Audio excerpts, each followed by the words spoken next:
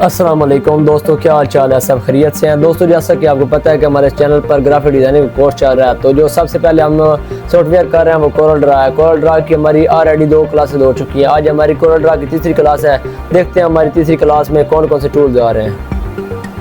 तो सबसे पहले हम कोरल ड्रा को ओपन कर लेते हैं और देखते हैं हमारे पास कौन कौन से टूल्स आ रहे हैं। तो हमारा पिक टूल, शेप टूल और क्रॉप टूल ऑलरेडी हमारे हो चुके हैं। उसके बाद जूम टूल आ रहा है। जूम टूल का क्या काम है? किसी भी स्पेसिफिक ऑब्जेक्ट को जूम करना।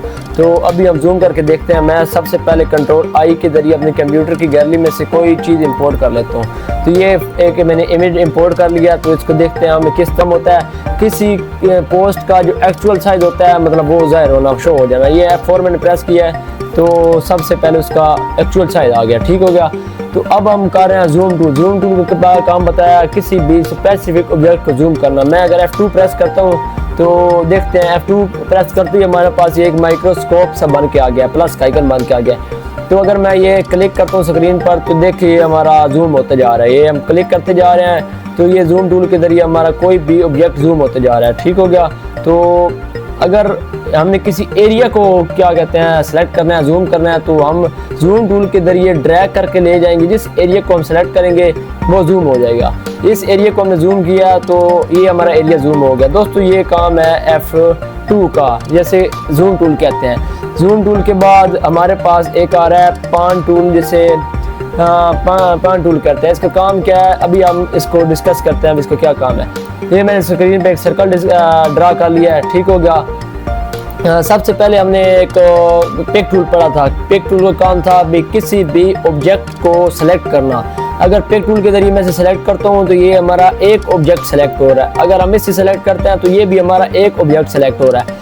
तो उसके बाद जो हम करने लगे हैं पान टूल, या जिसे हम H प्रेस करते हैं, उसकी शॉर्टकट की है H। अगर हम H प्रेस कर देते हैं तो उसका काम है जो हमारे स्क्रीन पर जितने भी ऑब्जेक्ट होंगे सबको एक ही साथ ड्रैग करना।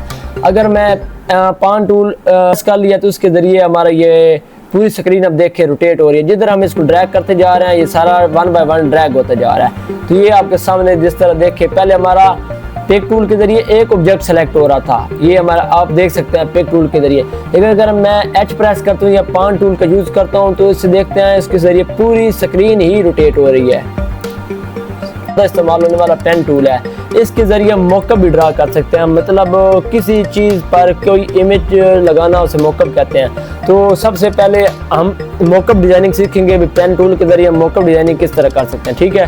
तो सबसे पहले हमें एक कप चाहिए होगा जिस पे हमने मॉकअप ड्रा करना है। तो सबसे पहले हम गूगल पे जाते हैं। गूगल ओपन करते ही हमारे पास एक वेबसाइट होगी जिसे PNG विंग कहते हैं। अगर आपको कोई भी PNG इमेज चाहिए तो PNG विंग सबसे बेस्ट वेबसाइट है इमेज डाउनलोड करने के लिए विदाउट बैकग्राउंड। तो हम सर्च कर लेते हैं कप PNG विंग।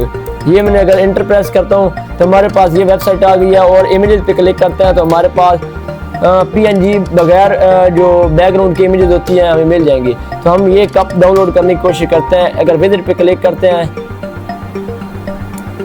अभी हम इसे किसी एक कप को ओपन करते हैं, हम इसे नीचे ड्रैग करेंगे तो ये डाउनलोड दिस PNG। उससे पहले एक छोटा सा ऐड आ गया, ऐड को उसके बाद हम मेरे से एक कैप्चर सा मांगेगा, मतलब हमें click the alphabet in order download this image. तो सबसे पहले हम 2 प्रेस करेंगे, उसके बाद कह रहे हैं 5 को प्रेस करें, 5 को प्रेस करेंगे, फिर उसके बाद D, उसके बाद 6। अब ये ऑटोमेटिक डाउनलोड हमारी इमेज हो चुकी है। तो हम कोरल ड्रा को ओपन कर लेते हैं। कोरल ड्रा को ओपन करते हैं सबसे पहले।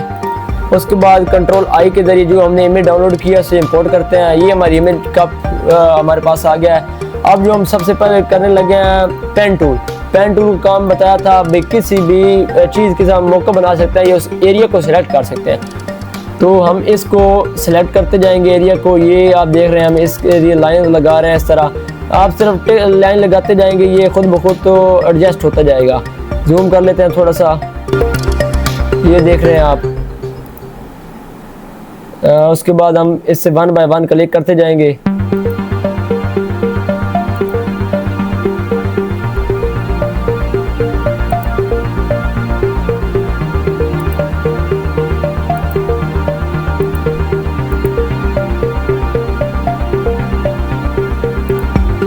तो दोस्तों हमने ये एरिया सेलेक्ट कर लिया है। F4 पहले बताया, अभी F4 प्रेस करेंगे तो जो हमारा स्क्रीन का साइज़ एक्चुअल आ जाएगा।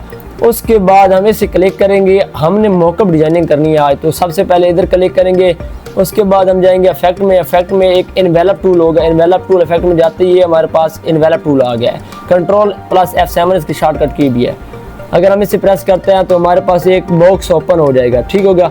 तो हम इस क्रिएट इन्वेलप फ्रॉम में क्लिक करेंगे, ठीक हो गया। उसके बाद हमारे पास एक एरो आ गया, एरो को हम इस कप में जो हमने एरिया सेलेक्ट किया है इधर प्रेस करेंगे, तो उसकी ये जो हमने इमेज है उसकी शेप बिल्कुल इस एरिया की तरह हो जाएगी, ठीक हो गया।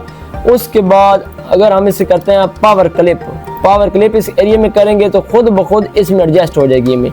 तो ये दोस्तों देख रहे हैं, ये हमने एक मॉकअप डिज़ाइनिंग आज सीखी है पेन टूल के ज़रिए। F9 F4 प्रेस करते हैं तो हमारा जो मेन एरिया है हमारे सामने शो हो जाएगा। ये देखिए, ये आज हमने एक मॉकअप डिज़ाइनिंग सीखी है। तो आप इसी तरह मुख्तलिफ